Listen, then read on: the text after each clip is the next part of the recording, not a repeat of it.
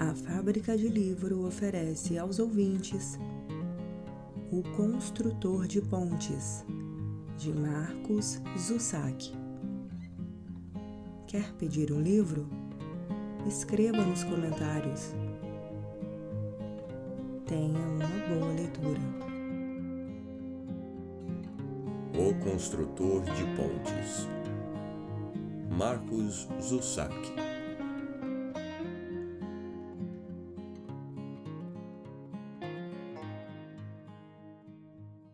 No início havia um assassino, uma mula e um menino. Mas este não é exatamente o início. É antes disso. Sou eu, Matthew, e aqui estou, na cozinha, no meio da noite, a boa e velha foz de luz, com os golpes, o tec-tec-tec. O restante da casa está em silêncio.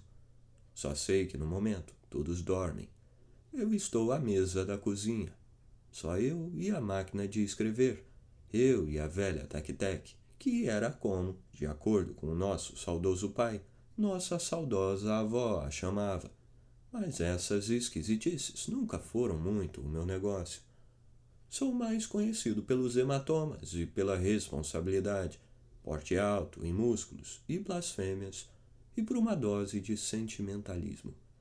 Se você for como a maioria das pessoas, talvez duvide que eu consiga formular uma frase completa e, mais ainda, que eu conheça algo sobre os épicos ou os gregos. Às vezes é bom ser subestimado dessa forma, mas é muito melhor quando alguém reconhece. No meu caso, dei sorte, porque tive Cláudia Kirkby. Tive também um menino, um filho, um irmão. Aliás, no nosso caso, foi assim desde o começo. Tivemos um irmão, e foi ele, de nós 5, quem carregou tudo nas costas. Como de costume, me contou tudo baixinho, decidido, e é claro que não errou nem uma vírgula. Havia mesmo uma velha máquina de escrever enterrada no velho quintal de uma velha cidade de fundo de quintal. Mas eu tive que prestar muita atenção às distâncias para não correr o risco de desenterrar um cachorro morto ou uma cobra, o que acabei fazendo de qualquer forma. Mas aí concluí que, se o cachorro estava lá, e a cobra também, a máquina de escrever não poderia estar longe. Um tesouro perfeito e sem piratas. No dia seguinte ao meu casamento, peguei a estrada. Saí da cidade, ganhei a noite, cruzei as cordilheiras de espaço vazio e um pouco além. A cidade era um reino de fantasia árido e distante, um imenso campo de palha com maratonas de céu aberto, cercada por eucaliptos e por uma vegetação rasteira selvagem. E não é que era verdade. Vi com meus próprios olhos. As pessoas ali viviam cabisbaixas, encurvadas, cansadas deste mundo. Foi em frente ao banco, perto de um dos vários pubs da região, que uma mulher me indicou o caminho. Era a moça mais empertigada da cidade. Pega à esquerda na rua Turnstile, está bem? Depois segue reto por uns 200 metros e aí esquerda de novo. De cabelo castanho e bem vestida, a mulher usava calça jeans e botas, camisa vermelha e fechava um dos olhos por conta do sol.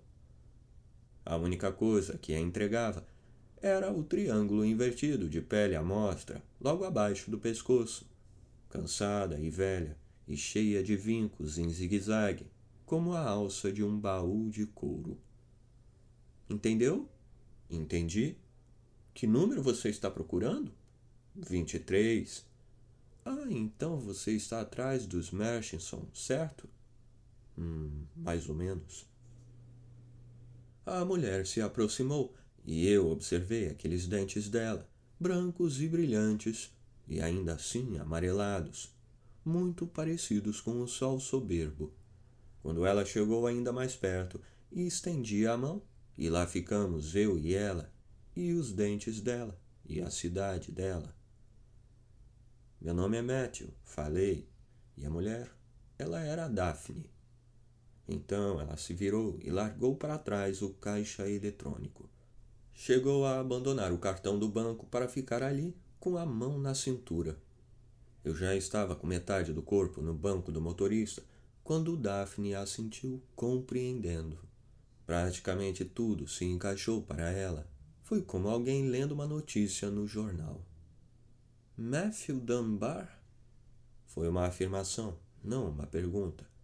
Lá estava eu, a 12 horas de casa, numa cidade em que nunca tinha posto os pés em todos os meus 31 anos de vida. E de alguma forma, parecia que todos estavam à minha espera. Ficamos um bom tempo nos entreolhando, no mínimo alguns segundos, e tudo foi escancarado e exposto. Surgiram pessoas vagando pelas ruas. O que mais você sabe? Perguntei. Sabe que estou aqui para pegar a máquina de escrever? Ela abriu o olho. Enfrentou o sol de meio-dia. Máquina de escrever? Eu tinha deixado a mulher totalmente perdida. Que máquina de escrever? Bem na hora, um senhor começou a gritar, perguntando se ela era a dona da merda do cartão que estava empatando a merda da fila, da merda do caixa eletrônico. E ela correu para pegar suas coisas. Talvez eu pudesse ter explicado, dito que havia uma velha máquina de escrever nessa história toda, do tempo em que ainda se usavam máquinas de escrever em consultórios médicos, as secretárias lá batendo nas teclas. Se ela estava interessada ou não, aí já não sei. Só sei que as instruções que me deu foram certeiras. Rua Miller. Uma tranquila linha de montagem de casinhas elegantes, assando ao sol. Estacionei, bati a porta do carro e atravessei o gramado ressecado. Foi bem nesse instante que me arrependi de não ter levado a garota com quem havia acabado de me casar. Ou melhor, a mulher com quem havia acabado de me casar, mãe das minhas 2 filhas e, é claro, minhas filhas também. As meninas teriam adorado aquele lugar, teriam saído saltitando, dançando, com as pernas longas e o cabelo reluzindo ao sol. Teriam dado estrelas no gramado, gritando: "Não olha para a nossa calcinha, hein?" Uma lua de mel e tanto. Cláudia trabalhando, as meninas na escola. É claro que parte de mim ainda gostava daquilo. Muito de mim ainda gostava muito. Respirei fundo, soltei o ar e bati a porta. Lá dentro a casa era um forno. A mobília estava queimada, as fotos torradas. Tinha um ar-condicionado quebrado. Serviram chá e biscoitos enquanto o sol estapeava a janela. À mesa o que não faltava era suor. Pingava do braço para a toalha. Quanto aos Murchison, o que tinham de honestos, tinham de peludos. O casal era um homem de regata azul e costeletas grandes e fartas, feito 2 cutelos nas bochechas, e uma mulher chamada Railene. Ela usava brincos de pérola, tinha cachos pequeninos e não largava a sua bolsinha. Passou o tempo todo fazendo que ia ao mercado, mas foi ficando. No instante em que mencionei o quintal e que poderia haver algo enterrado lá, aí que não saiu mesmo. Quando terminamos o chá e deixamos apenas as migalhas dos biscoitos, encarei as costeletas. O homem falou comigo com franqueza e cortesia. Então, mãos à obra. Do lado de fora, no longo quintal infértil, fui em direção a um varal e uma árvore de bânxias maltratada e sem viço. Olhei para trás por um instante. A casa pequena, as telhas de zinco. O sol ainda banhava o telhado, mas já recuava, inclinando-se para o oeste. Cavei com a pá e as mãos, e lá estava. Droga, a cachorra, outra vez. Droga, a cobra, ambos reduzidos a ossos. Limpamos os 2 com cuidado, colocamos no gramado. Minha nossa! O homem repetiu isso 3 vezes, a exclamação mais alta, quando finalmente encontrei a velha Remington cinza chumbo. Como se fosse uma arma enterrada, estava enrolada em 3 camadas de plástico grosso, mas tão transparente, que revelava as teclas. Primeiro o Q e o W, depois toda a seção intermediária, com o F e o G, o H e o J. Passei algum tempo olhando para ela, só olhando. Aquelas teclas pretas, como dentes de um monstro bonzinho. Por fim, eu me estiquei e atirei de lá com cuidado, as mãos imundas. Tapei os 3 buracos no quintal, desembrulhamos o plástico e nos agachamos para observá-la com atenção. Uma relíquia e tanto, disse o Sr. Markson, fazendo os cutelos peludos tremelicarem. É sim, concordei. Era mesmo sublime. Quando acordei hoje de manhã, como eu ia imaginar que algo assim fosse acontecer? Ele pegou a Remington e a entregou para mim. Quer ficar para o jantar, Matthew? Foi a senhora quem perguntou, meio surpresa, mas a surpresa não ofuscou o jantar. Sem ter me levantado ainda, ergui os olhos. Obrigado, Sra. Markson, mas continuo com a barriga cheia de tanto biscoito. Olhei a casa mais uma vez. Já estava encoberta pelas sombras. Na verdade, é melhor eu ir andando. Apertei a mão de ambos, dizendo: não tenho palavras para agradecer. Comecei a me afastar com a máquina de escrever aninhada nos braços. O Sr. Markson não ficou nada satisfeito e não fez questão de esconder. Ei! E o que mais eu poderia fazer? Não dá para sair desenterrando 2 animais sem apresentar uma boa explicação. Então dei meia volta e já embaixo do varal, um Rio Rost velho de guerra, igualzinho ao nosso. Fiquei esperando para ouvir o que ele diria. Não está se esquecendo de nada não, camarada. Então indicou os ossos do cachorro e da cobra. E foi assim que peguei a estrada de novo. No banco de trás da velha perua havia os restos mortais de um cachorro, uma máquina de escrever e o esqueleto fino de uma cobra-muga. Parei o carro mais ou menos na metade do caminho. Eu até conhecia um lugar onde encontraria uma cama para descansar de verdade, mas preferi não sair da rota.